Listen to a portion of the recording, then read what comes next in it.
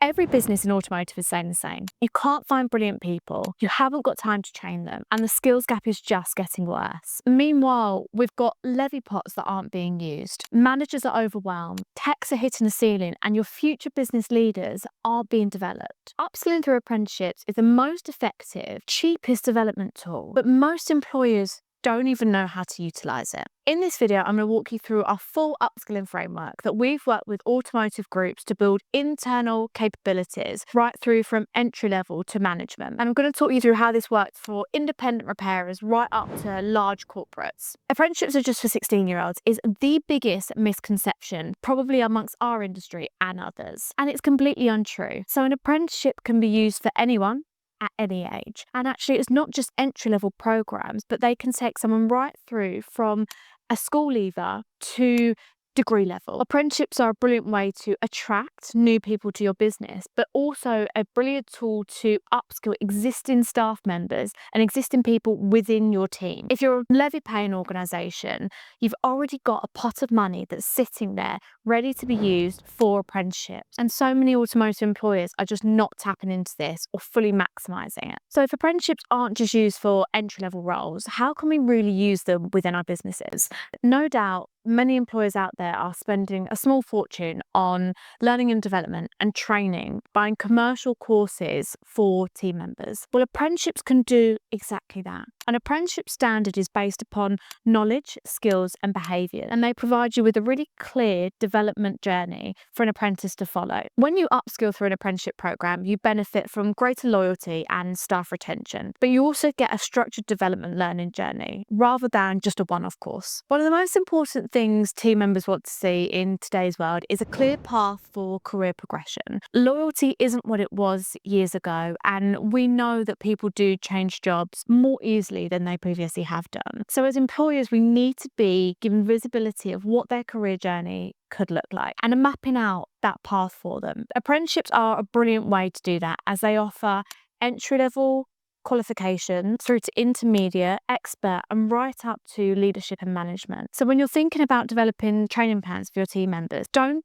just think about external corporate commercial training that you're having to pay for. The first point of call should be, how can I maximise the levy and the pot of money that I'm already paying into? So how can I bring apprenticeships as the first touch point for that training, learning and development, and then look to bolster on additional courses? Let's say you've got a long-standing staff member and they've potentially reached a ceiling, or they're looking for a new challenge. Rather than watching that person leave and all of their attitudes, their behaviours and the culture that fits with your business, why not use an apprenticeship to keep them? So think about the new skill set they're looking to develop, whether that be a move from the shop floor, maybe a paint technician, into parts or VDA, or something that's even accounts through to HR. So once you've identified potential skills gaps and potentially even those people that are right for an apprenticeship program, it's then matching that to apprenticeship standards. There are many out there, and what's important here is to not just look at the obvious or maybe what you've done in years gone by. This is an opportunity to really align what the business needs with available standards out there so that you're getting the results that will take your business forward. For example, you may have a service advisor who has quite a technical background, then actually a level 3 customer service or even team leader apprenticeship might be brilliant to supplement a lot of the skills that they've already got. A workshop controller, for example, again, may have more of a technical background, but actually you're looking to develop their operational skills. So an apprenticeship at level 5, operational management, might be something that's best suited for them. Likewise, you may have had someone that's come into the business from an early age, potentially hasn't had any external training or qualifications, but actually now has shown commitment and loyalty to you, and you're looking to reward that through maybe a customer service or even a business management apprenticeship. And then for those future leaders of your business, you may have already identified them for their natural attributes, their work ethic, their commitment, but actually An apprenticeship program, a degree level leadership program might be brilliant to supplement what they already know. It's teaching them knowledge, skills and behaviours alongside their existing habits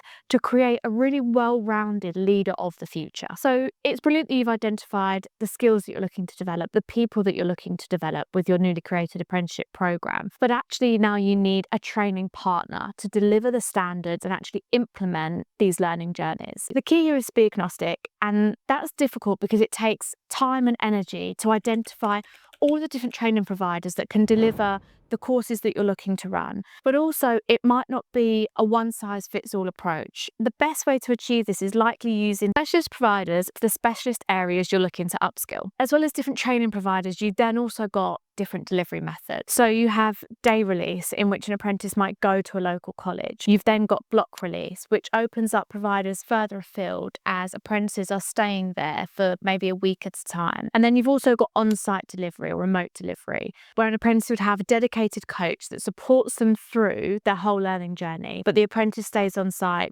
5 days a week. Navigating the world of training providers and the delivery methods is complex. So we work with employers to really understand what's right for the particular person, the department and the business. And we've seen that one department may have 3 different apprenticeship standards, all with different training providers. That's a lot to manage, but also if you're going to look at really utilising and maximising the levy pot, it's better to do this properly rather than to try and create a one-size-fits-all approach that ends up not achieving the results you're looking for. So once we've identified the particular individual or cohort of people that we're looking to upskill, we've then found the right standard and matched that with the right training provider. How do we actually set this up? This is where a framework becomes incredibly important because there is a lot to manage. So let's run through exactly what needs to be done in order to get anyone set up on an apprenticeship program. Firstly, we have to run eligibility checks, right to work, residency proof, then get into previous qualifications, prior learning assessments, making sure they're eligible to actually get on the apprenticeship standard they're applying for. We then look at updating employment contracts to reflect apprenticeship needs, linking and connecting on the DAS portal, funding approvals, levy transfer. All this and more is everything you need to be considering for every individual apprentice you're looking to onboard. And often we see employers drop the ball with this because there's no real ownership. Does this sit with HR? Does this sit with payroll, who manage the DAS account potentially? Does it sit with employee relations, as we've had sometimes? Well, actually, it's Apprenticeship Central. We firstly help you identify what programs you should be looking at, what skills are needed, but then we make sure that all of this actually happens so that you can utilise the levy that you're already paying into. We take responsibility and management so that everyone can focus on what they need to be doing, and we make sure this happens. So now we've got learners set up on an apprenticeship journey. So you're starting to maximise that levy pot. But what really matters is how this is perceived across the rest of the business. Firstly, it's important that management are giving learners dedicated time to complete their off-the-job hours, but also to be able to apply the knowledge, skills and behaviours that they're learning and really being able to implement them into the workplace. This benefits not just them, but also the wider business. It's also really important that the business as a whole starts to see apprenticeships as a real value and not just an entry route for bringing talent into entry-level positions. Businesses need to be investing in a culture of continual learning, but also providing mentors and other key members in the businesses with the tools to be able to properly support the apprentices once they're on programme. The businesses that are winning here are those that have a culture of continual learning, and they're also giving their mentors and existing teams the tools that they need to properly support apprentices when they go on new programs. Yes, it's about getting people onto an apprenticeship, but it's also about how we set up as an organisation to make sure that we're